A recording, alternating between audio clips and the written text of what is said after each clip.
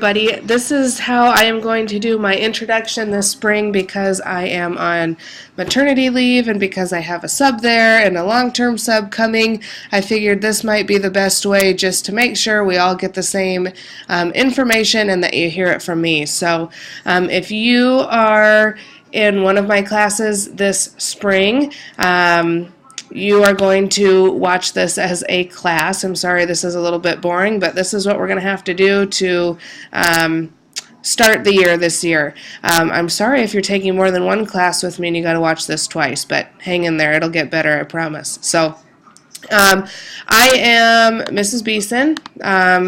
Looking through my rosters this year, I know I've had a lot of you before, so this isn't any new information for you.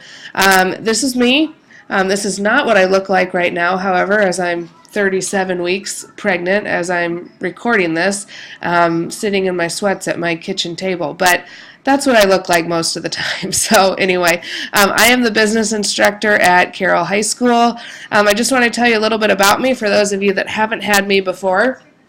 I was born in Loveland, Colorado, moved to Des Moines from there, went to school until 5th grade, moved to Storm Lake, Iowa, which is where I call my home. I stayed in Storm Lake and went to Buena Vista University. I was a Beaver, and those of you that know me know I'm very proud of being a Buena Vista alumni, and talk a lot about going to BV and my experiences that I had there, because I really believe that it kind of shaped who I am today. When I went to college, I played collegiate golf and basketball I played basketball for 1 year and I was a collegiate golfer for 4 years. Really think that also shaped who I am. You'll hear a lot more about that as the semester goes. But I graduated with a marketing major and a communication design minor. Communication design just is a lot to do with kind of public speaking and how to communicate with people through design. I really enjoyed graphic design and took a lot of kind of Photoshop classes, advertising classes, and how to communicate those ideas with people. When I graduated from college in 2007, I went to work in Des Moines at Principal Financial Group, and worked with people in annuities and retirement, different things like that, things that probably don't sound that interesting to you, but was fun for me. Then the stock market crashed in 2008, and we went into our big recession, and Principal Financial Group had to get rid of all of their new employees that they had hired coming out of graduating. So I had graduated early in December. I had moved to Des Moines and no longer had a job, which led me to work for Wells Fargo. Didn't really love it that much. Wasn't the right fit for me. I decided to go back to school and get my teaching license so that I could teach business to high school students. So I went back to Buena Vista University, got my secondary education license so that I could teach high school business. I got married and I moved to Carroll, Iowa, and this is my 3rd year as the business instructor. So that's just a little bit about me. Want to tell you a little bit about my family. I am married to Randy Beeson. He is a 4th grade teacher at Adams Elementary. He is also the freshman basketball coach and the varsity girls golf coach, so you might know him that way. This is our son, Ben. I had to put a picture of him because, look at him. He's pretty dang cute, isn't he? He is 17 months old, almost 17 months old, and we have a daughter on the way, which is why I am not there. I will be having, we will be having a daughter any day coming up. So we will be a family of 4 soon. Tell you a little bit about Ben just because I like to talk about him because he's so dang cute. He likes to play toys. He likes trains. He likes saying that a train goes choo-choo. He likes going to basketball games, watching basketball, shooting hoops with his dad. He likes watching Wheel of Fortune, which is pretty funny because he likes to call out the letters, which is hilarious. So anyway, that's Ben. That's a little bit about him. Any of you that have had me before know I talk about him a lot. So anyway, we can move on. Enough about my family and myself. first I want to talk about kind of some of the boring things. This will get more interesting, I promise, these classes, but for right now, when I'm gone, we got to talk about expectations. I know you're doing a lot of that these first few days in all of your classes, but we need to do it in my classroom as well. So the first thing, the thing that's different about coming to my classroom other than other rooms that you go to is that we're in a computer lab. So one of the main things that we need to talk about is kind of my expectations for how we treat the computer lab.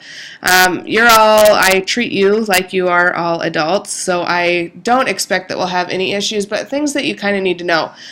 You don't need your Chromebook when you come into my classroom.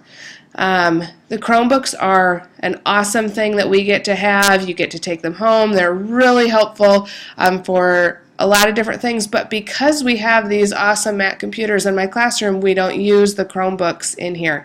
So you can leave them in your locker. If it's easier for you to bring your Chromebook with you because you know you'll need it at your next class or whatever, that's fine, but I don't want them open during the class period. A Chromebook is simply the internet, and you have the internet on the MacBook or on the Mac that you have in this classroom. So you really don't need your Chromebook for anything because anything that you would want to access on your Chromebook is also on my computer. So I expect that that Chromebook is closed and it's just, you know, on the floor or by your computer or whatever. I don't know why we have trouble with this sometimes, but we have students forgetting, opening their Chromebooks, and then we'll just ask you to please get that closed. If it becomes a problem, I will just have your Chromebook up on my desk for the class period, and you can take it when you're done. Okay, other computer expectations. I expect that you are using this computer for school.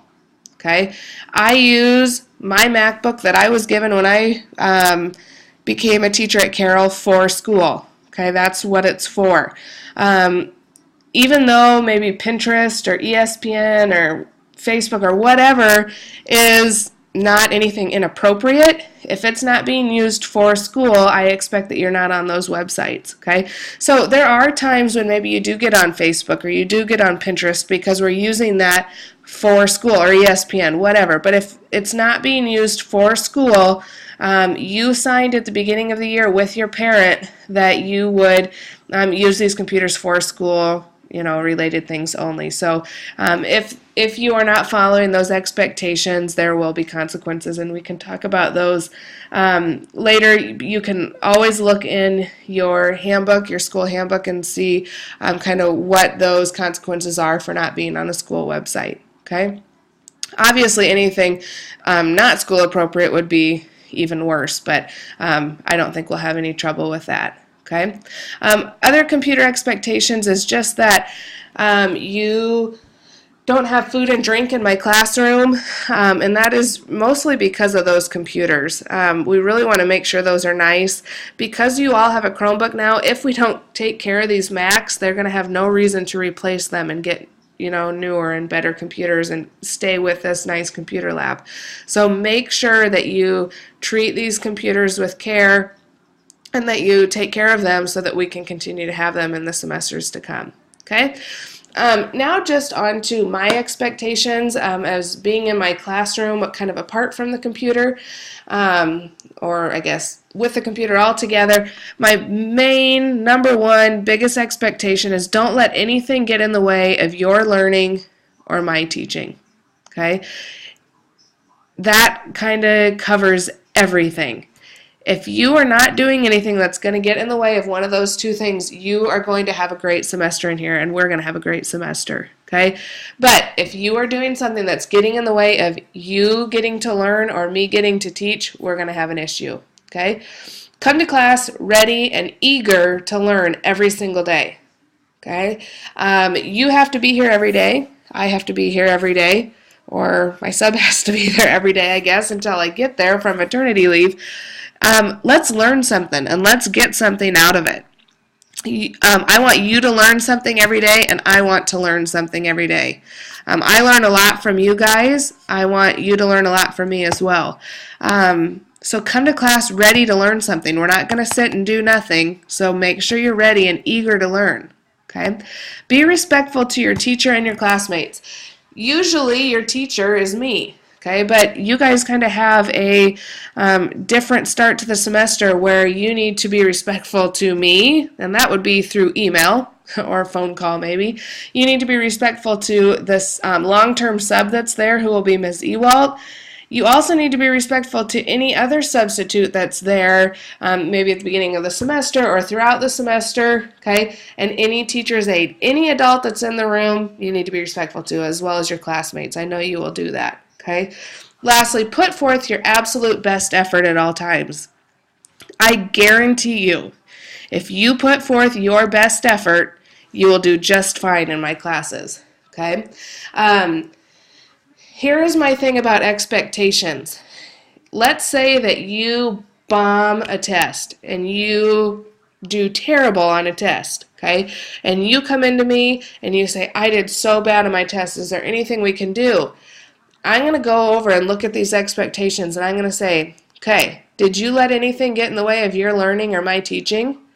You're going to say, no, I didn't. I'm going to say, did you come to class ready and eager to learn every day? And if you can say, yes, I came and I was ready to learn. I said, well, were you respectful to your teacher and your classmates? Yep. And I'm going to say, did you put forth your best effort at all times? And if you say yes, then we'll figure it out. We'll let you take a different test. We'll let you take a test verbally. I'll let you do a presentation, and we'll figure something out so that you're okay. However, if I go through these expectations and I find that you really didn't put forth your best effort, or you really weren't coming ready and eager to learn, or whatever, then that's kind of set on you, because you knew these expectations at the beginning of the year. Okay? Syllabus. My syllabus can be found by going to Google Classroom. Okay, so when you click on your Google Classroom and you go to whatever class you're in, when you click on that and when it loads, my syllabus will show in the About section. So you need to go to About, okay, scroll down, and your syllabus will be in your class. Okay, so you can look through this. I'm expecting that you're looking through this with your parent as well, so they know the expectations of my classroom just like you do. Okay. Okay. One thing that I want to talk to you about the syllabus that's the same on all of my classes is your absences and late work. When homework is assigned, the assignment is due at the start of the class period that was specified, okay, unless I give you something different. If it's not handed in at that time, it's considered late, and I take 10% off, okay, for being late. You have 5 class periods to make that up and get 10% off, or you get a 0. So let's think about this. If you don't do an assignment and you never turn it in and you go 5 class periods and it's a 0, okay, that's 0%. If you turn in an assignment on time and you fail it, you get an F, that's 59%. So you get 59% more for failing an assignment than you do for not turning something in. Okay?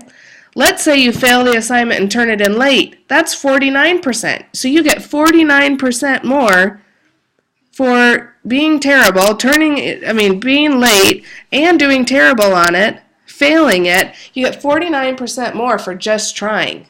Okay? You can fail an assignment or two and still pass the class. If you are not turning things in, you will not pass. Okay? So I want to make sure you understand that. Last few things you need to know in this video. These are links to my website. You need to have this open every day at the beginning of class. Okay? It has your classes up at the top. You can click on those. When you click on your class, it will tell you what we are doing for that day. Okay, so you can see what you need to know. Google Classroom, you know how to get to that. Your expectation is that you're signed on before the bell rings to these 2 websites and that you sign out every single day. We use Twitter in my classroom. I want you to follow me at Chelsea_Beeson, and we use this hashtag for our classroom. We will talk a lot more about this as the semester goes on.